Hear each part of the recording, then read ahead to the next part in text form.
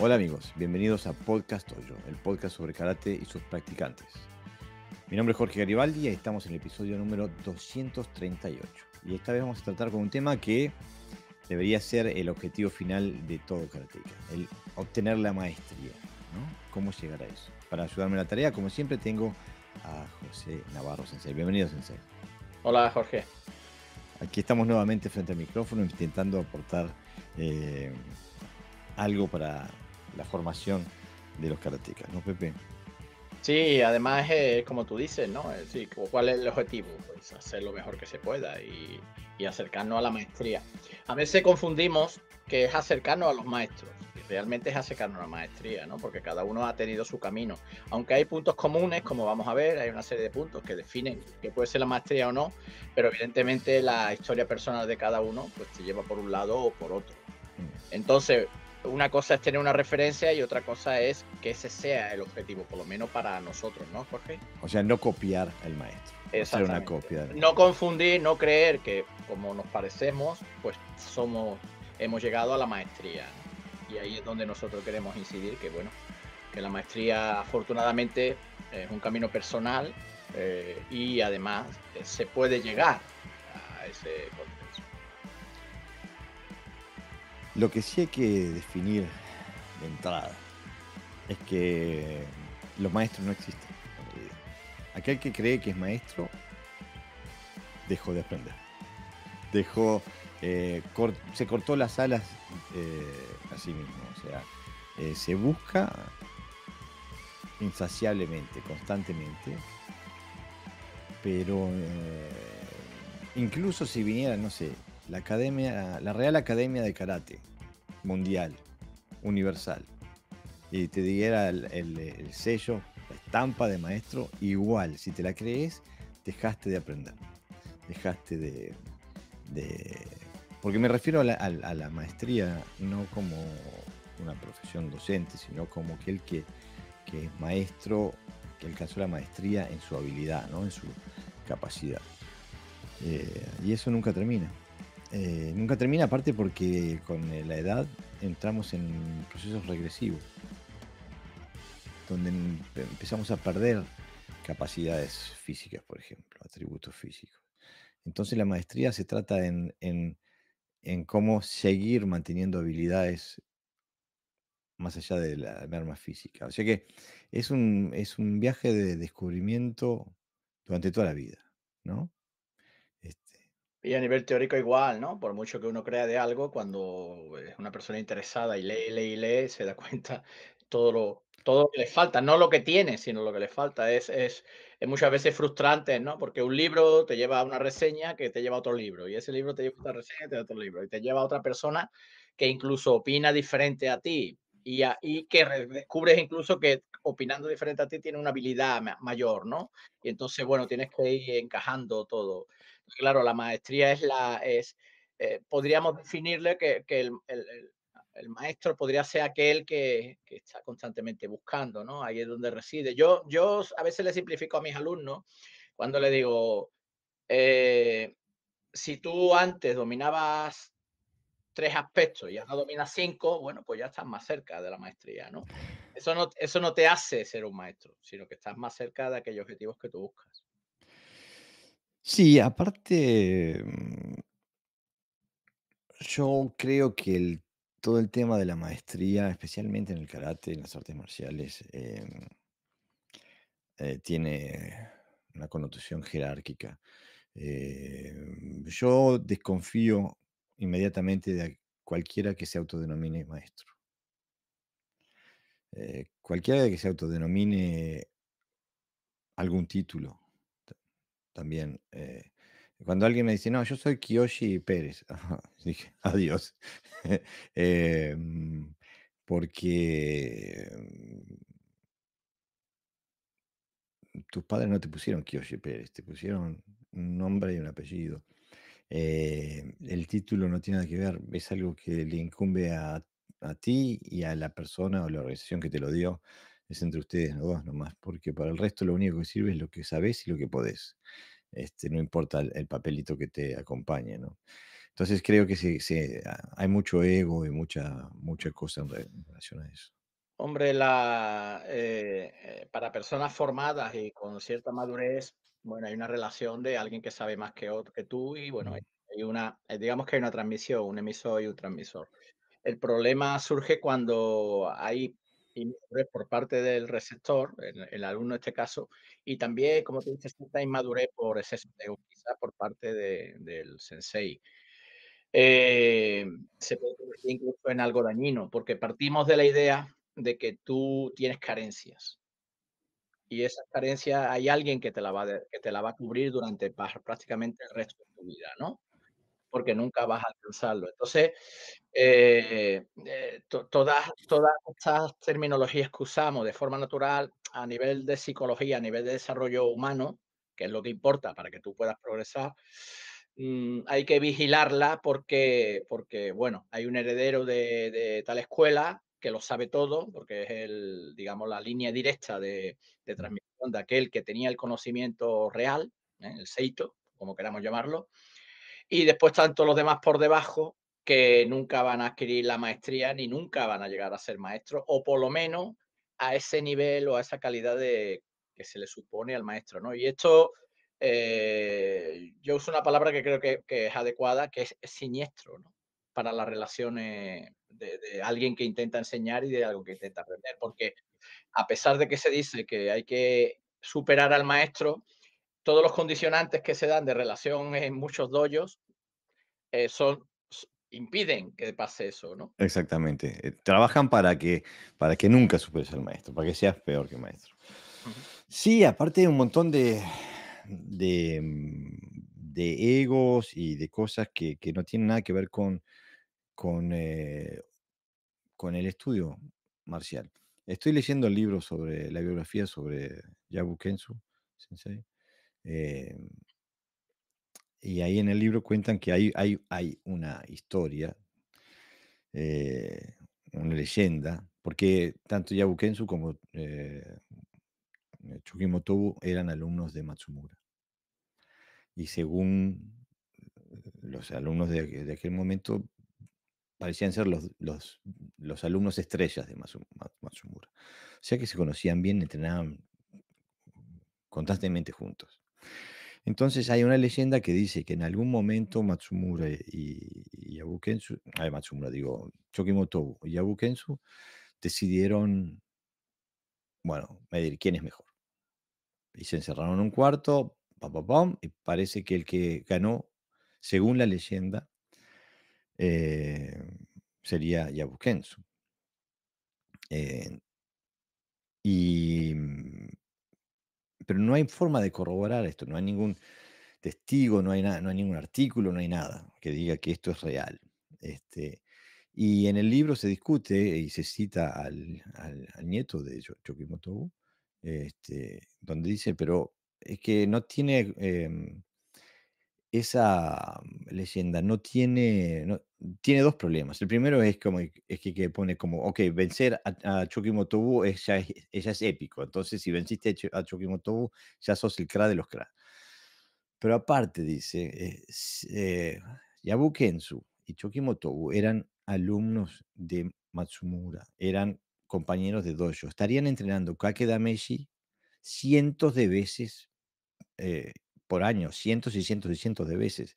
Entonces, decir que Yabu Kensu le ganó a Motobu o que Motobu le ganó a Yabu Kensu es una idiotez, porque como entrenan cada queda Messi, la seguridad es de que Yabu Kensu le ganó cientos de veces a Choki Motobu.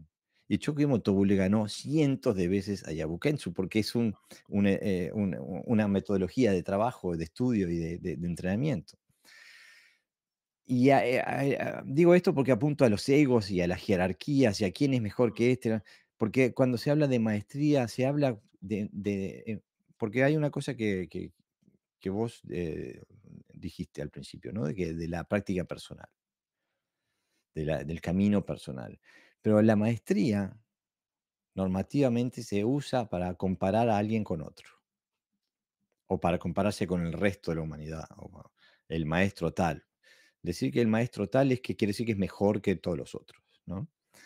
Entonces, no es esa la perspectiva que tenemos para el podcast de hoy, ¿no, Sensei?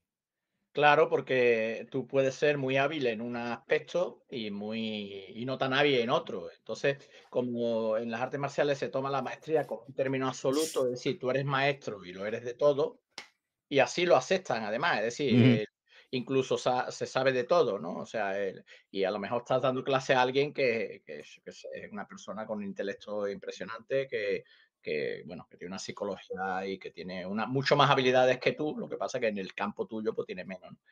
Entonces nosotros lo que intentamos decir es que la maestría es un compendio de elementos, es decir, es la suma de muchos puntos concretos que te hacen llegar a un nivel de comprensión que puedes usarlo no solo en las artes marciales, así lo veo yo, sino en cualquier campo de tu vida.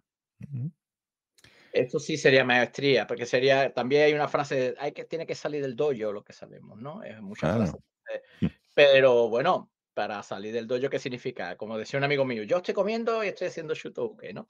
No, no, no, no se trata de que estés sentado mientras comes, estés entrenando técnica, ¿no? Se trata de que la mayoría de las habilidades que promulga, en este caso el karate, son principios universales y como tal deberían de servirte para cualquier área de tu vida o por lo menos un gran porcentaje del área de tu vida, ¿no? Entonces, yo cuando se puede usar fuera del dojo, yo incluiría como un elemento también de maestría, ¿no? Porque has llegado a un nivel de comprensión, porque el conocimiento no se vuelve contextual en un contexto, sino que puedes ampliar, Que puede transferir, se exactamente. puede. Yo pienso aparte que hay que tener en cuenta que la maestría no es un escaño que se alcanza, Mm, es un proceso. Yo podría decir que la maestría, un maestro podría ser aquel que puede expresar en la práctica toda su habilidad, todo su potencial, mm. eh, y que no necesariamente tiene que ser el potencial más grande del mundo. El otro día en un episodio hablábamos sobre, ¿cómo se llama? Sensei de Shorin Ryu, el que cambiaba los katas, ahora se me olvidó el nombre. Sí, a mí se me olvida siempre también. Kian, Shotoku Kian, Sí, yo tengo. que era chiquito y flaquito. O sea que su potencial físico es mucho menor que el de Chukimoto, que era un hombre grande para su época. Imagínense, hoy estaba leyendo, ¿saben cuál era el requisito de altura para entrar en la infantería japonesa en 1890? 1,30 por ahí, ¿no? 1,51. 1,51. Digo, 1,5 metros. Eran los más altos, ¿no? Claro, por eso digo. eh, Bueno, entonces, en el Museo Vikingo que tienes allí en tu ciudad, son, lo hemos visitado, las camas vikingas de la época nosotros no cabíamos, eran muy pequeñas. Y nosotros siempre pensamos en gente impresionante, ¿no? eran Pero impresionantes pero en relación a los otros. en relación a los otros, pero fíjate que son camas muy pequeñitas, de que nos asombra, ¿no? De que Mm. cupieran ahí, pero era pequeño. Después sí hay otras épocas donde han sido altos, ¿no? Pero concretamente en la época que tú dices, eran muy pequeñitos. Por eso digo, entonces la maestría también es relativa, ¿no? Pero porque, y aparte es un proceso, no es un escaño al que llegás. Yo creo que uno de los karatecas con más habilidad que yo conozco, pero sí, pero habilidad profunda me refiero, no me refiero a patear alto, esas cosas, sino habilidad profunda, de esas que tardan décadas de desarrollo constante para llegar, es mi antiguo sensei Steve Rowe. Eh, yo me acuerdo de cuando lo iba a visitar, él vivía al sur de Inglaterra y su sensei de Tai Chi vivía en Londres. Y me acuerdo ir con él a acompañarlo mientras él recibía sus clases. O sea que si fuera el maestro, ¿no? Ya sería perfecto, ¿no? Y el hombre me llevaba y digo, me mostraba también cómo era el trabajo de buscar la maestría, ¿no? De nunca dejar de estudiar, nunca dejar de entrenar, de aprender, nunca. Pero aflojamos, para ¿no? eso se necesita un alto nivel de conciencia, ¿no, Jorge? Es decir, abandonar los dogmas y el ego, es decir, de aceptar, pero aceptar de verdad, no decir, sí, sí, yo sé que me falta mucho, ¿no? Pero siempre con la boca pequeña. Pero no se hace nada. Por ejemplo, si a mí me quedan 2 kilómetros para llegar a un sitio, yo opto o apresurarme a ir o me quedo en el sitio toda la vida, ¿no? Entonces, claro, eh, ser consciente de lo que te falta, no como un elemento negativo, sino como una realidad. Es decir, es imposible que lo sepamos todos, ¿no? Sabemos muchas cosas, afortunadamente, y hoy día más, cada vez hay más medios para aprender. Eh, pero tienes que ser consciente, tienes que estar constantemente mirando y para perfeccionarte, ¿no? Claro. Por eso digo, es un proceso y no es un escaño que se alcanza. Mm. Bueno, después tenemos el número, el el Bueno, el 2 ya lo hemos dicho, ¿no? Una autoevaluación constante. sí, pero me gustaría profundizar, porque hay Ujú, muchos temas a darle en la autoevaluación constante, ¿no? Porque, yo puse nada más que el título, tú, por ejemplo, me mandaste algunas palabritas más justamente sobre la autoevaluación constante, ¿no? Donde se trata también de ser consciente, ¿no? Y ser consciente de también de, no solamente de las fortalezas, sino también de las debilidades, ¿no? Digo, la otra vez tenía un intercambio casi semifilosófico alrededor del karate, tú también participaste, con una persona que tenía sexto, séptimo dan en una escuela clásica del karate kinawense. Em, y Y bueno, no pudimos llegar a un acuerdo. ujú. Ahora, meses y meses después, veo un video de la persona él publica un video, mostrando su técnica, y entonces comprendo por qué no podíamos llegar a un acuerdo. Porque, a mí, perdónenme el francés, como se dice en las películas, ¿no? Pero era una basura, era realmente inoperante, no sé en qué parámetros, criterios arbitrarios ese señor tenía para tener sexto, séptimo dan, cumplir qué requisitos eran. Pero para pegarle, transferir energía a una bolsa de arena, digo, no podía salir pegando de adentro una bolsa de papel ese hombre. Y no lo digo con desprecio, no lo digo lo que quiero decir es que esa persona no tenía la experiencia de dominar su mente, dominar su cuerpo, de conocer, concientizar sus procesos internos y de ahí poder evaluarlos. Evidentemente creía que tenía una habilidad que no correspondía con la realidad en absoluto. Entonces, es importantísimo que la autoevaluación eh, esté guiada por criterios, por parámetros que partan de la realidad en la cual se quiere incidir, ¿no? Claro, lo que pasa es que los parámetros habituales que la gente se mueve son parámetros de estilo, de escuela, de RIU.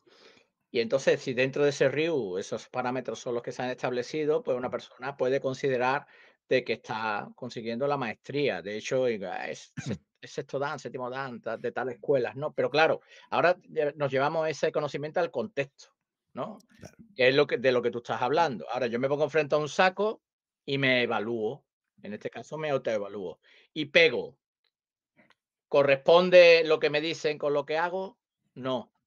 Ahora, si no corresponde, algo falla. Puede ser personal lo que falla o simplemente que el conocimiento que se transfirió es inadecuado.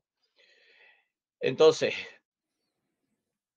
ya es un camino personal de nuevo, ¿no? Tú tienes que tomar la responsabilidad. O sea, yo cuando quise empezar a saber caer, me apunté a Aikido y cuando quise pegar fuerte, me apunté al boxeo, ¿no? Con los puños. Es decir, uno intenta, como tú dices, el objetivo es importante, ya lo trataremos más adelante, los objetivos que nos marcamos, ¿no? Que nos marcamos, insisto. no que nos marcan, Ujú, sino que nos marcamos. ¿Corresponden los objetivos que tú te estás marcando con los objetivos al sitio que vas, al sitio que correspondes, o etcétera, etcétera? Si corresponden, vale, perfecto.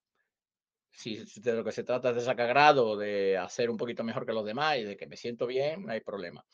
Pero tus objetivos cuando no corresponden al sitio que vas, pues entonces no tiene ningún sentido. O sea, no tiene ningún sentido. Entonces, claro, si no tenemos un criterio básico dentro del mundo de las artes marciales, porque a lo mejor esas personas en su otra vida, en su vida fuera del dojo, son tremendamente inteligentes y aplican todo esto que nosotros decimos. ujú, Lo que pasa que, bueno, ya sabemos los efectos que produce la falta de reflexión, ¿no? En las artes marciales, ¿no? Que anula incluso a personas inteligentes, ¿no?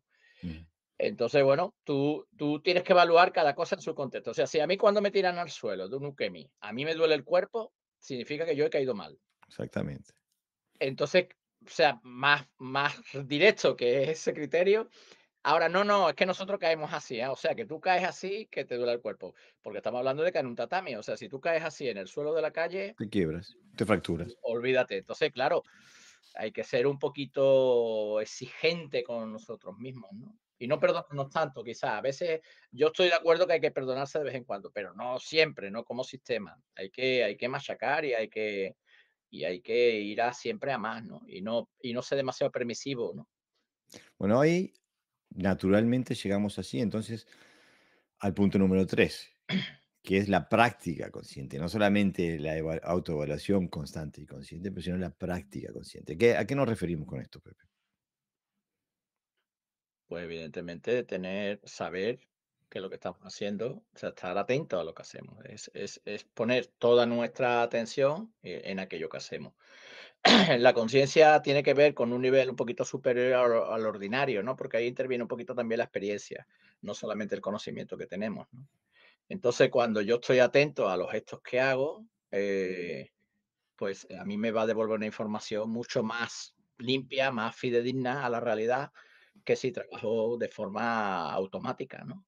Estamos automatizados. O sea, yo voy a percibir mucho más información cuando mi mente está enfocada que cuando estoy distraído. Claro. Ahora, lo que sí también hay que tener en cuenta es que cuando uno trabaja con algo, un proceso, eh, donde le pones tu atención, trabajas conscientemente, cuando ese proceso cada vez se hace más fácil, se te va haciendo más fácil, lo vas internalizando y llega un momento que lo haces de forma inconsciente, ¿no? Es como una. Claro, se convierte en habilidad. Sí, exactamente. Pero es como una paradoja, ¿no? Que para llegar a poder hacer algo a nivel inconsciente, tienes que ponerle toda tu conciencia, ¿no? Y con el tiempo Claro. pasa a ser una destreza, una habilidad, y lo haces de forma inconsciente. Es como cuando uno maneja el coche, ¿no? Claro, aquí aparece un poco es una habilidad por eso, porque te usas bien, digamos, ¿no? A Ujú, nivel también mental, pero, eh, la idea de la conciencia, a veces se confunde con lo que se llama el Sanshi o concentración, ¿no? ujú, Mi maestro decía: "Una persona puede, cuando va a un bingo a jugar o un cartón, dice, tiene los 5 sentidos puesto a ver si le toca, ¿no? Ahí súper concentrado. ¿Te lleva a algún lado ese nivel de concentración, ese nivel de conciencia en ese objeto, en ese no, momento? por supuesto que no. Nada, te lleva a lo mundano, ¿no? A lo ordinario. Entonces, claro, cuando hablamos de conciencia estamos hablando de un nivel más profundo, ¿no? De percibir lo que los budistas llaman neti neti, esto sí, esto no, esto sí, esto no, ¿no? Que Jorge antes lo ha citado, ¿no? De saber elegir lo que haces, pero también lo que no debes de hacer. Ujú, Por ejemplo, si yo voy a optar por tener una salud, porque tengo deficiencias en la comida y como fatal, pero elijo estar más sano, comer más sano, hago dos cosas. Una es comer qué puedo comer, pero también qué no puedo comer ujú. o qué no debo comer, ¿no? Pues ese proceso también es en el movimiento, en un kata. Es decir, si yo quiero trabajar algo, tengo necesariamente que desechar por otro lado, ¿no? Porque en ese equilibrio es donde voy a compensar, ¿no? Siempre, y eso se consigue a ese nivel de conciencia, ¿no? La conciencia lo que te hace es elegir que sí y que no, ¿no? En cada momento. Claro, en cada momento. Porque aparte, por ejemplo, en el karate nosotros tenemos la, la fijación con la velocidad. Entonces va, Ech, Nei, San, Shi, y pam, pam, pam, la gente explota con sus Suzuki. Perdón. Eh, y entonces,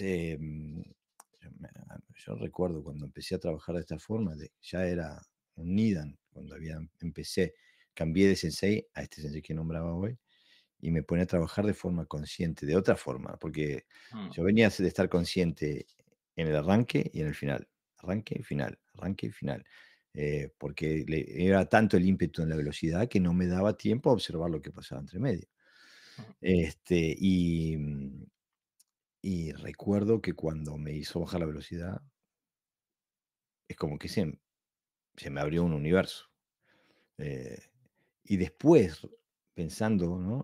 Rememorando, pensaba, era como que hubiera aprendido karate de un libro de fotos, ¿no? Tenía la foto donde empezó la técnica y después la foto donde terminaba la técnica. Cuando en realidad todo lo de valor pasaba entre esas 2 fotos, ¿no? Este, entonces, la práctica consciente es justamente el determinar de la forma más minuciosa posible lo que pasa entre las 2 fotos, ¿no? La Y mente se cada vez ralentiza. más. Cuando se es consciente, la mente se ralentiza y se produce un efecto que es muy curioso, que es que deja de hacer ruido, ¿no? O sea, ya no hay ruido, ¿no? Ujú. Sino que Claro. lo que es que vas viendo lo que ocurre, ¿no? Esto es que decir, no es nada mágico, esto es fácilmente perceptible percibible por la gente que practica en esa dirección. Es decir, la mayoría de las personas que empieza a trabajar en esa idea, en poco tiempo consigue que su mente se pare un poquito y ver, dejar de ir a un ritmo acelerado, ¿no? Esta Bueno, propuesta es la única, quiero decir, es que todo lo demás son movimientos instintivos, ¿no? De reactivo, o como queramos llamarlo. La conciencia no, la conciencia es la que manda en lo que hace. claro, aparte de estos procesos de que estamos hablando, están documentados científicamente. Digo, se han hecho un montón de estudios sobre el tema, Mm. especialmente en el área de la neurología y en el área de la psicología positiva, por ejemplo, este, de cuál es esto lo hemos hablado un par de veces, lo hemos tocado un par de veces sobre, por ejemplo, lo que la psicología positiva le dicen the flow, ¿no? Cuando dejas de ser consciente del sujeto y solamente eres consciente del objeto, o sea que te pierdes la conciencia sobre ti mismo y solo tienes conciencia de lo que estás haciendo. Y esa es un estado mental que, bueno, que es cuando uno concentra toda su conciencia en una actividad, ¿no? Sí, aparte que esto es muchas veces intuitivo, lo sabemos, porque Mm. cuando tú ves a alguien demasiado acelerado que va a tomar una decisión equivocada, lo primero que le dices: "Calma, calma, tranquilo, para", ¿no? Cuando le dices para, le estás diciendo: "Piensa, reflexiona y luego actúa", ¿no?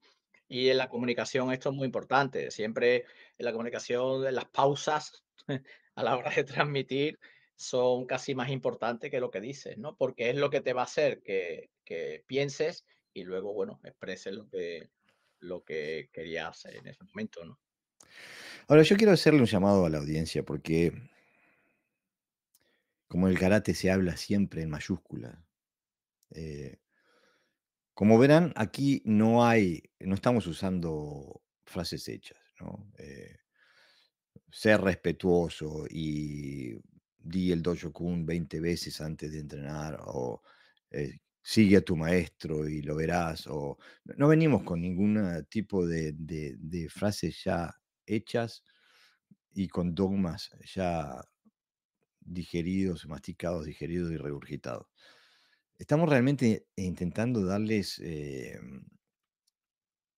información práctica de cómo transformar su práctica, su experiencia de la práctica del estudio, para avanzar, para profundizar lo más posible. El resto es teatro, el resto es fábula, el resto es coreografía, el resto es escenografía. dramaturgia. Eh, eh, Vamos a dejar todo eso. Vamos a ser los mecánicos del karate hoy, ¿eh? Vamos a agarrar el la llave inglesa y la tuerca y el martillo del destornillador de el estudio del karate. Este, una de las cosas que a mí yo las hago por necesidad, pero me ha abierto muchas puertas en mi entendimiento. Pero lo hago por necesidad, porque no sé, porque me gusta hacerlo. Está en mi naturaleza hacerlo. Es el buscar generalidades. Entender los patrones que rigen algo y diferenciarlo de las particularidades de la técnica, ¿no? Este, por ejemplo, el otro día les estaba enseñando a un alumno muy nuevo, cómo diferenciar el Go del Yu, el Yin del Yang, en el proceso de trasladar el peso de una pierna a la otra. ¿Tá? Hoy le estoy enseñando Kakie y le digo, ¿ves? Es el mismo concepto. Lo que pasa es que se expresa en otra cosa. O sea, la generalidad era la misma, las particularidades eran completamente diferentes. Y a eso es a lo que me refiero, ¿no? De cuando te enseñan algo, cuando estás aprendiendo algo, comprender cuál es el principio general y cuál es la particularidad. Porque necesitas las dos cosas para hacer las cosas bien, ¿no? Pero es importante saber, porque si no, en vez de aprender un sistema, en vez de aprender solfeo, por ejemplo, vas a estar con un montón de figuritas de corcheas y semicorcheas, pero no te va a servir de nada. O sea, necesitas comprender el sistema. Entonces, para comprender el sistema tienes que comprender los principios que lo rigen y, por supuesto, las formas en que se expresan esos principios. Entonces hay que tener esa dualidad, ¿no? De Mm. ver lejos, pero ver cerquita también, ¿no? Claro, aparte que si no estás como siempre empezando de nuevo, ¿no? O sea, siempre eres un principiante en el peor sentido. Tú otras veces la referías cuando dice, resulta que le enseño un Gedanbarai en un Pina y cuando me voy a un Gion, viene el Gedanbarai y no lo saben hacer. Y me sacan de quicio. No, pues eso lo sabemos, ¿no? Eso, gente que a lo mejor le hace un Maigeri perfecto cuando están trabajando con un compañero y ahora el Maigeri de la kata es un auténtico churro, por ejemplo, ¿no? Porque no usa los mismos patrones. Entonces, claro, el dominio del principio es lo que hace que tú tengas todas esas herramientas y después dices, uy, pues no necesito todas. Esta es la que voy a agarrar, ¿no? Esta Mm, es la que voy a agarrar, esta es la que voy a agarrar. Tienes toda la gama, pero en cada momento usas el elemento más adecuado, ¿no? Eso, yo creo que es uno de los factores casi más naturales que se debe producir en alguien que busca la maestría y que posiblemente la consiga, ¿no? La capacidad de usarse bien, lo que decíamos antes, ¿no? Porque me gusta esta palabra, usarse bien, ¿no? ujú, En contextos diferentes porque dominas el principio, ¿no? claro, Porque domina el justamente. principio. Entonces, si dominas el principio, estás muy, muy cerca de lo que nosotros podríamos decir, que bueno, que tiene cierta maestría en lo que se hace, ¿no? Justamente, justamente. Pero es Imaginaros, ¿no? Es un absurdo, un ejemplo absurdo. Imaginaros que yo sé, las vocales, pero que cada vez que escribo una palabra tengo que volver a escribirla de nuevo porque no me sale, ¿no? Es decir, ya tiene la habilidad y entonces él simplemente lo que hace es ordenarla en un sentido diferente. claro, es justamente el mismo ejemplo que uso yo en mi dojo. Le digo, pero escúchame, si aprendiste la letra A y la letra M, ¿las podés usar nada más que en la palabra mamá? ¿O podés usar esas 2 letras en otra palabra? Bueno, lo mismo con un Gedanbarai o con cualquier técnica, ¿no?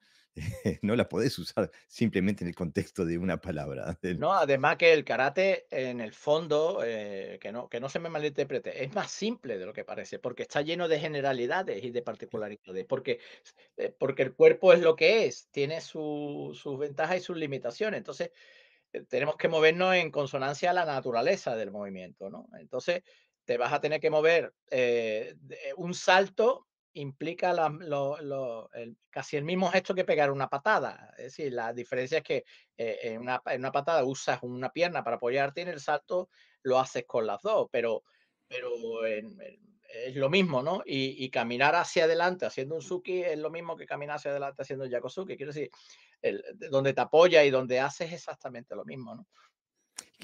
Me parece que ahí acabas de apuntar de darle en un punto neurálgico de la cuestión, porque yo me súper identifico con eso.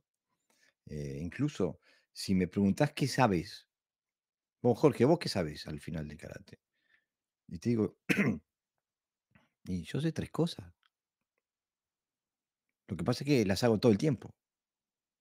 Sé presionar contra el suelo, sé estar conectado y aplicarlo en algún contexto técnico. Bueno, 4 también, dejarme fluir con la energía. Saber dónde llenar vacíos o saber dónde presentar vacíos. O sea, eh, es lo que sé hacer. Ahora Pero esto es más grande de lo que parece. Aquí vamos a parecer un poquito pedante, ¿no? Pero Pero yo recuerdo con el maestro, Oshimabukuro, que él me dijo algo que a mí me llenó, ¿no? Me identifico con él porque yo no lo había verbalizado fuera, ¿no? Y dijo: "Tú entiendes el iaido". ujú, No me dijo: "Qué bien haces mm, iaido", ¿no? "Qué bonito mm, haces", etcétera, porque allí había gente que era, bueno, auténticos monstruos con la estética. Había un chaval allí de Bélgica que lo veías y era una precisión con el sable, pero a mí no me dijo eso. mm, Me dijo: "¿Comprendes el iaido?". mm, ¿No? Y yo en ese momento, bueno, en el curso tantas horas cansado, luego ya cuando volví y empecé a practicar, em, empecé a reflexionar sobre lo que me dijo y digo, ah, pero si esto es lo que yo he estado buscando todo este tiempo, ¿no? mm, Aprender el iaido. Y él lo vio, ¿no? claro. Claro, después tú puedes decir, bueno, pues Pepe no hace tan bien, no hace tan bonito, pues no hace tan rápido. Sí, sí, pero eso es anecdótico. Quiero decir, eso para mí ya no es importante, ¿me entiendes? Para mí lo importante es comprender qué es lo que me hace crecer realmente. Claro, pero aparte que la habilidad parte de la comprensión, ¿no? Como Claro, pero es como un añadido, quiero decir, pero no es el objetivo principal, no, no. Es o no, yo o no diría debe que serlo. yo debería que ser, yo quisiera decir, ya casi que es como un requisito para llegar a la comprensión, ¿no? Digo, el tan querido y extrañado David, siempre me decía: "Lo comprendo con la cabeza, pero no lo puedo hacer". Y yo le decía: "Bueno, si no lo comprendes con la cabeza, no lo vas a poder hacer nunca". Digo, o sea que, eh, yo pienso que, hay que saber que, bueno, yo creo que el verdadero no me gusta usar la palabra artista marcial, suena como a alguien de Hollywood, eh, pero el verdadero budoka, el verdadero, s se mueve en principios y después distintas formas de expresarlos, de acuerdo a la situación táctica, ¿no? Eh, no, o sea que tiene un vocabulario de particularidades, por así decirlo, pero tiene el conocimiento conceptual y la habilidad de cómo expresar esos conceptos en distintas particularidades o técnicas. Y esto debe ser lo natural, es decir, esto no es una cosa que nosotros digamos: "Uy, no, nosotros lo tenemos y nosotros no". Lo suyo es precisamente que cuando uno practique acabe entendiendo, ¿no?, lo que está haciendo, ¿no? Es que no es Pasa que metafísica.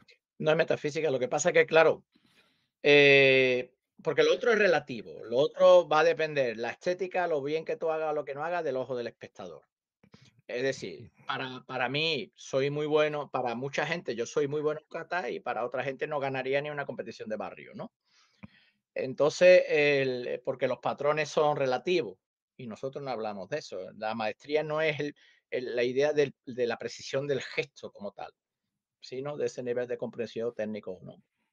Entonces, bueno, si uno es capaz después de unos años, empezar a entender lo que hace, pues creo que tiene muchos puntos ganados también para ese objetivo, ¿no? Claro, aparte, y sé que con la pauperización de la comprensión de lo que es el karate y cuáles son sus objetivos originales, hoy en el mundo del karate está establecido que la estética es un elemento del karate. Y la estética no es un elemento del karate. Allí donde hay violencia, la estética no tiene lugar. Y el karate está hecho para eh, tratar con la violencia. Mm. Lo que pasa es que como yo escribí el otro día, que hoy día el karate, bueno, las artes marciales en general, ¿no? Quizás no hablamos del karate porque somos karatecas, pero yo creo que está establecido casi prácticamente en todo, ¿no? En todo. Se está más pendiente en parecer que en comprender, quizás, ¿no? Claro, Eh, claro. es más importante para muchas karatecas hacer bien que comprender. La comprensión incluso, bueno, sobre todo es cuando encima se tiene la idea de que por hacer comprendes, ¿no? Y no, desgraciadamente no es así, no es tan fácil. Claro, porque aparte estamos llegando a niveles de alejamiento del universo en el cual se movían los antiguos maestros, aquellos que crearon nuestro arte, que hoy se le endilgan un montón de cosas al karate que no tienen nada que ver, eh, no tiene nada que ver con lo que hacían y pensaban y decían los maestros de antaño, ¿no? Eh, eh, Estoy viviendo ahí donde hablan de la amenaza que el adversario perciba en tu gestualidad. Digo, es una aberración, eh, es una pauperización, es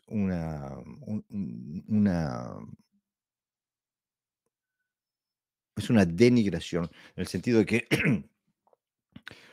nos movemos ahora entre las nubes en conceptos que no tienen nada que ver con la realidad. Y que no tienen nada que ver con, cuando digo la realidad de la violencia. Por ejemplo, el que el enemigo, el contrincante, lo que sea, pueda percibir la advertencia que pueda percibir en mi gestualidad.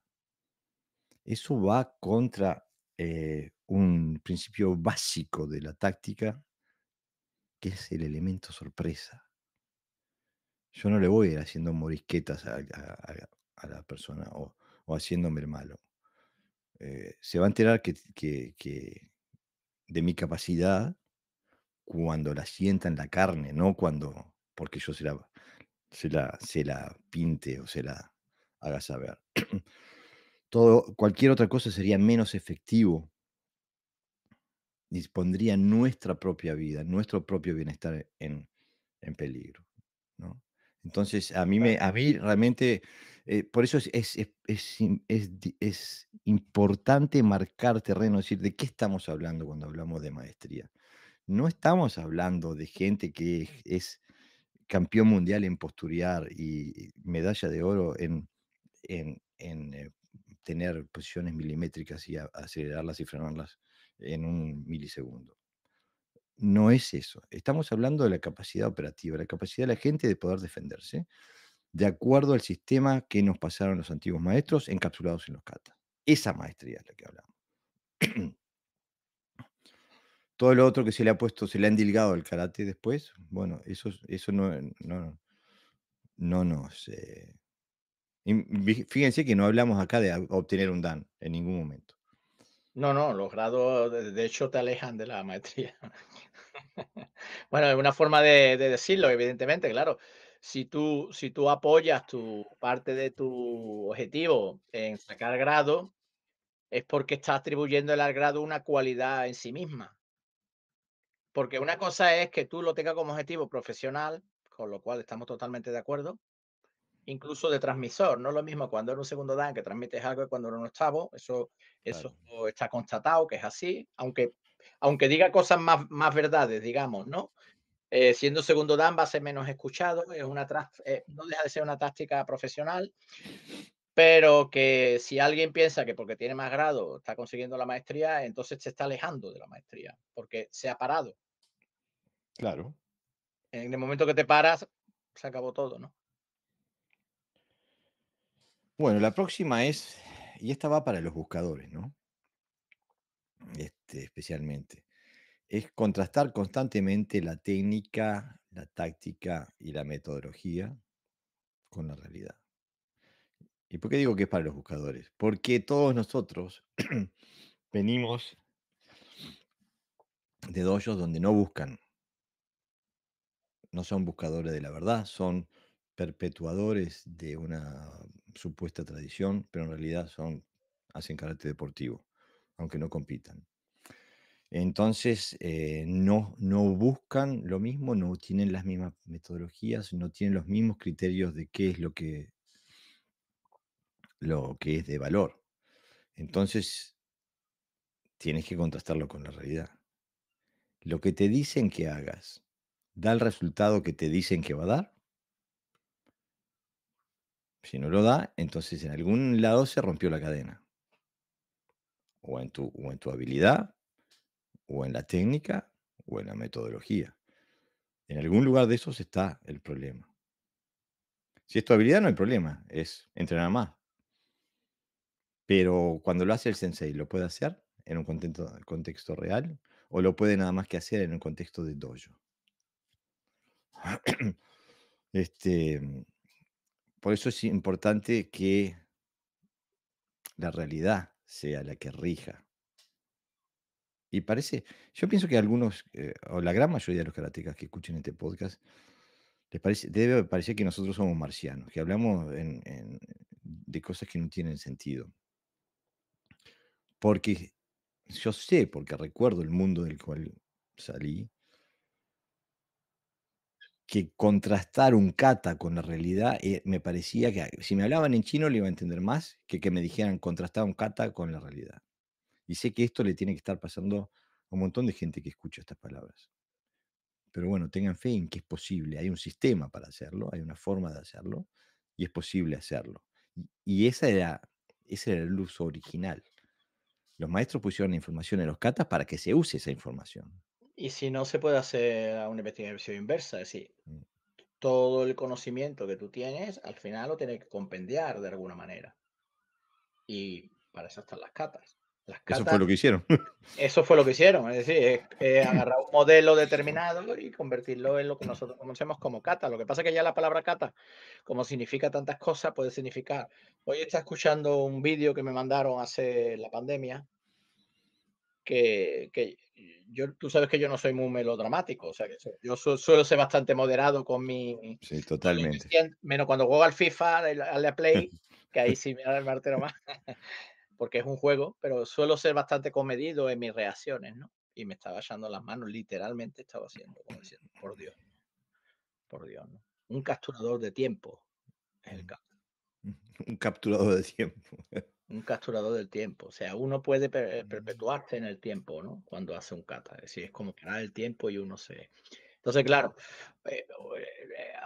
¿esa persona tiene esa experiencia? Pues posiblemente, yo no lo voy a negar. Es decir, uno va por la calle y de momento pasa algo, un susto que le da y le cambia su vida. Yo ahí no tengo nada que objetar, ¿no?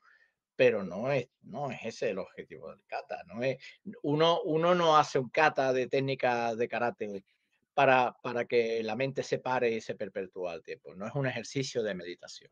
Otra cosa es que tú lo hayas convertido en ejercicio de meditación, ¿no? Entonces, se habla de la influencia del Zen en las katas, o sea, toda una teoría que está fuera de la realidad, porque es lo que tú dices, al final no paras el tiempo, no paras es que no quiero contextualizar más porque es una persona conocida, entonces no quiero tampoco, pero bueno, luego te lo digo si quieres.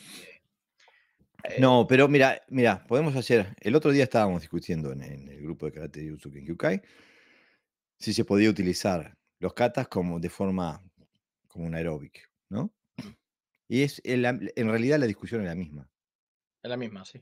Es desde la Este, perspectiva no filosófica o no mística, pero era lo mismo. y nuevamente mi argumento es que las personas que piensan que sí, o que las personas que piensan que el objetivo de un kata puede ser el entrenamiento cardiovascular, o que puede ser el objetivo de un kata el llevarte a nuevos niveles de percepción o niveles mentales confunden un atributo con el objetivo. mm, O sea, cuando yo hago kata, sí, em, ejerzo presión sobre mi sistema cardiovascular, especialmente si lo hago de forma rápida y explosiva. Pero eso es un efecto de mi entrenamiento de kata, no el objetivo de mi entrenamiento de kata. Si ese llega a ser mi objetivo, entonces empiezo a utilizar demasiada energía, porque quiero tener más presión cardiovascular. O sea, empiezo a hacer todo lo posible para tener una presión cardiovascular lo más alta posible.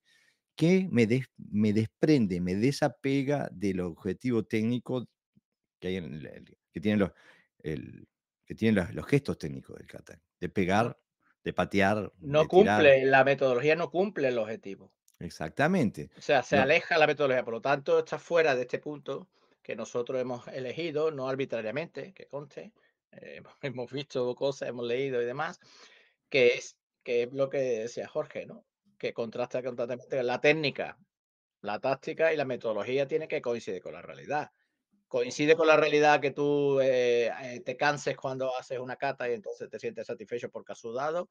¿Qué tiene que ver eso con el karate? ¿Qué tiene que ver con la táctica y con la técnica, que es la que luego vas a usar de cara al cualquier conflicto? De hecho, la gente que se pelea normalmente es que nosotros, como tenemos un concepto deportivo, mm, podemos pensar que a lo mejor un combate nos va a durar 3 asaltos de 3 minutos, mm. pero normalmente dura segundos, un Claro, combate, con lo cual la forma física se va a ver mermada y cuando dos contrincantes que no logran pegarse unos a otros gastan toda la energía, se suelen parar, no suelen seguir. mm, claro. Y lo mismo es, acabamos de hablar el efecto en la conciencia cuando enfocas tu conciencia y los niveles, más altos de conciencia a los que puedes llegar. Pero ese no es el objetivo, eso es un efecto del entrenamiento.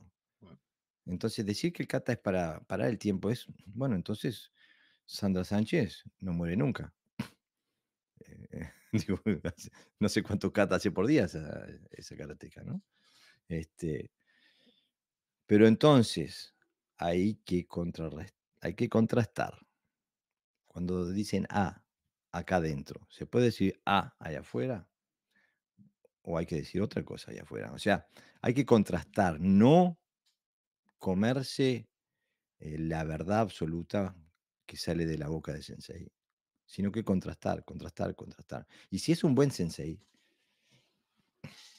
te va a obligar a que contrastes, te va a obligar a que busques la realidad, a que busques tu verdad. Si es un mal Sensei, te va a decir, no, tenés que creer en mi palabra porque mi palabra es sagrada, yo sé todo. ¿Tá? Bueno, tenemos un punto más que dice, no, bueno, este es una continuación en realidad. No ceder ante criterios arbitrarios. La función define la forma, no la federación. ¿Y a qué nos referimos? Y bueno, es que justamente la función es la que tiene que definir cómo los criterios de cuándo una técnica es buena y mala, y mm, no lo que se le ocurrió a un grupo de gente escribir en los estatutos de una federación o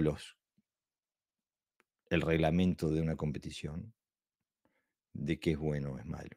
Un golpe, mira, si yo veo a una persona pegar un golpe y noquear a otra, no le voy a corregir el nudillo un medio centímetro, decirle que la técnica estaba mal. Le digo, bien hecho, buena técnica. Eh, o sea que la función tiene que ser la que dicta lo que es bueno y lo que es malo. mm. No, ah, la espalda tiene que estar recta.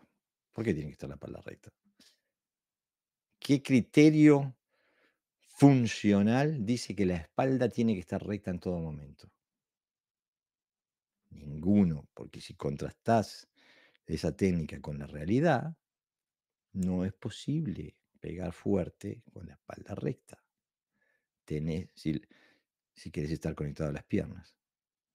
Ve cualquier pegador de fama que sepa pegar, que esté, no que sepa pegarle al aire, como lo hacemos en el karate, que eso no es pegar, que sepa noquear, que sepa tener potencia destructiva sobre el cuerpo de otra persona, que sea reconocido en esa área y observa su técnica, vas a ver que todos inclinan el torso en la dirección del golpe. Todos. Mm. Entonces la maestría tendría aquí lo que decíamos, quitar y poner, ¿no? Tienes Mm, que poner función, tienes que poner y tienes que quitar estética necesariamente. Estética preestablecida, como dice Jorge, ¿no? Por organismos, ¿no? Donde los criterios de evaluación son de estético, visuales, artísticos, como quiero llamarlo.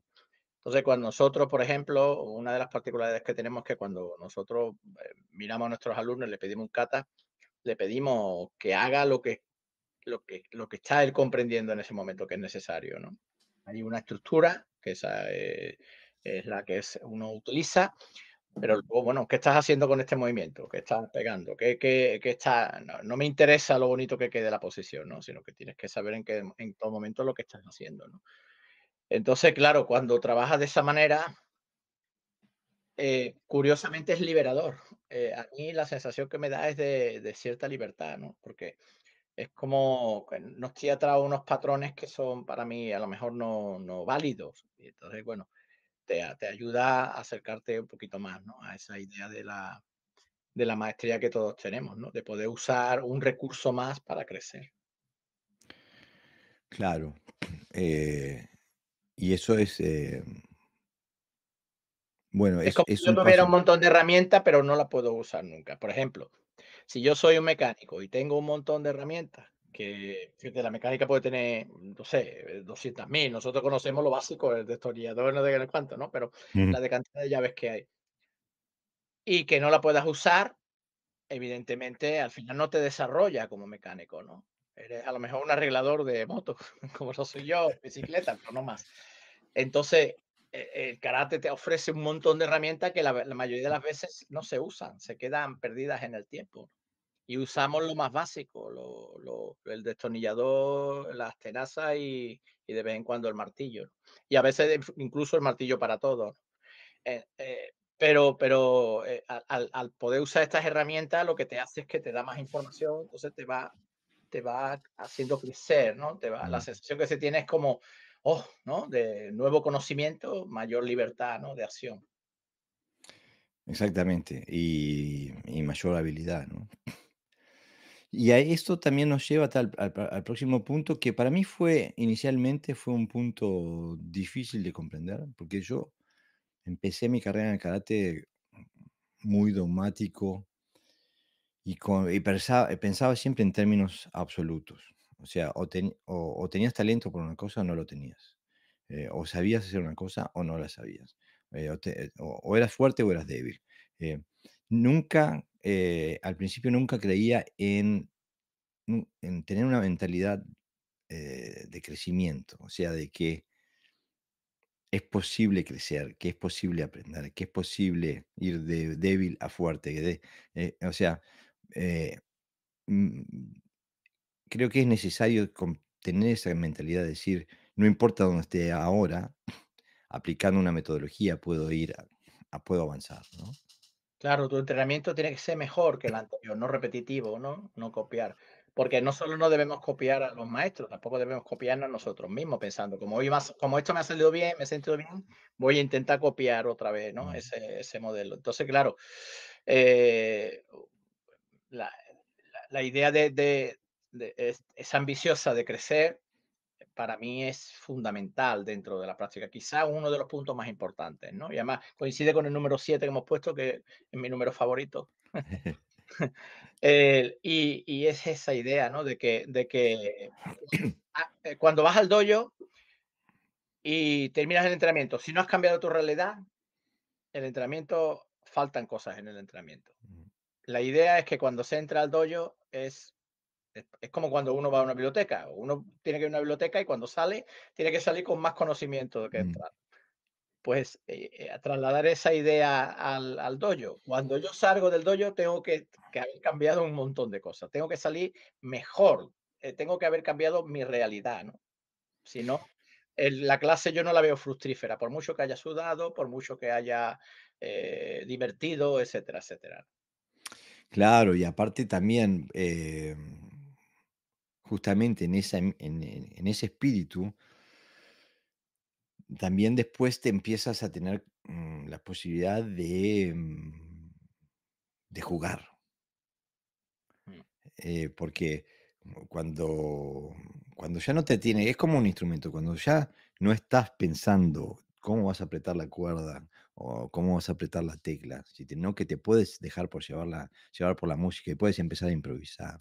Entonces, eh, ya puedes empezar a tener una beta creativa que te deje jugar con estos elementos, a ver qué sale, cómo se expresan. Ah, decir, eso puede servir para tal cosa. Yo muchas veces hago esos procesos donde dejo de ver qué brota y de repente me salen cosas que después las puedo conjugar en un ejercicio para trabajar con una habilidad específica, o ese tipo de cosas, ¿no? O sea que teniendo ese tipo de, esa mentalidad que dice Pepe, ¿no? De que tenés que salir de ahí con otra realidad de la que entraste.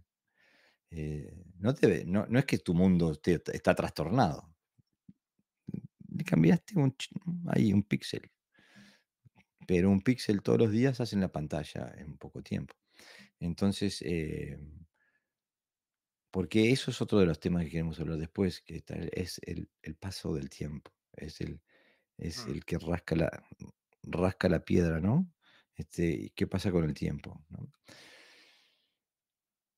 Y después, bajo esta mentalidad del crecimiento, del desarrollo, hay un peligro, ¿no? Que nos lleva al punto 8 y es que, y tú ya pasaste por arribita, yo tengo esta fortaleza, entonces me voy a esa fortaleza.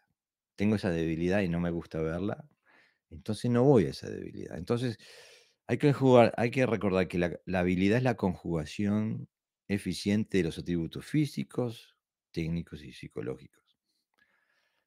Y muchas veces nosotros nos vamos allá donde está el dulce, nos vamos ahí donde nos sentimos bien. Y nunca es donde somos débiles. Nadie se siente bien siendo débil.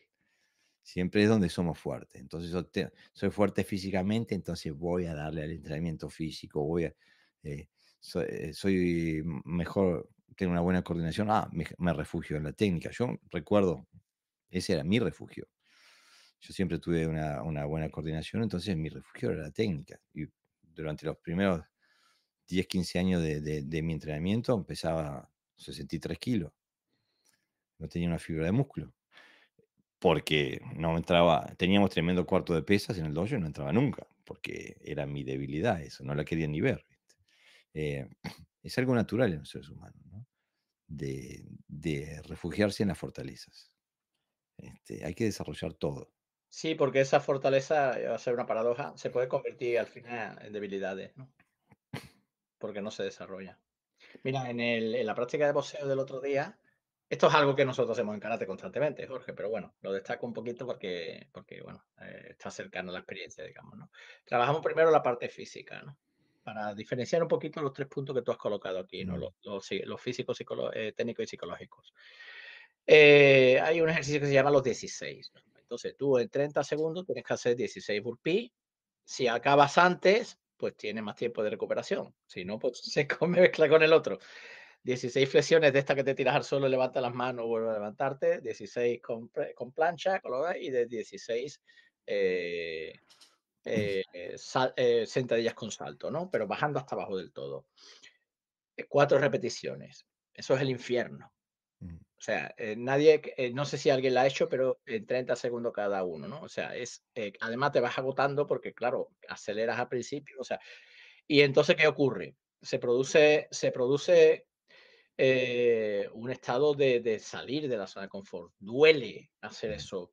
mm, Te quemas, te asfixia, crees que no vas a llegar. Entonces tienes que romper la psicología propia, o sea, la comodidad, lo que tú sabes hacer, ¿no? Mis pesitas, mis 4 ejercicios, mis 10 repeticiones de salto, eh, casi que lo conviertes en un calentamiento. Ahí te obliga a romper, ¿no? El factor físico, o sea, mm. te obliga a salir de la zona de confort. A mí no me gusta llamarlo así porque creo que no es la palabra adecuada, pero bueno, Es la que se usa. en la que se usa es universal, ¿no? Pero el sufrimiento como elemento despertador, digamos, ¿no? De no acomodarte. El sufrimiento entendido dentro del contexto de un trabajo físico, no el sufrimiento por el sufrimiento, exactamente.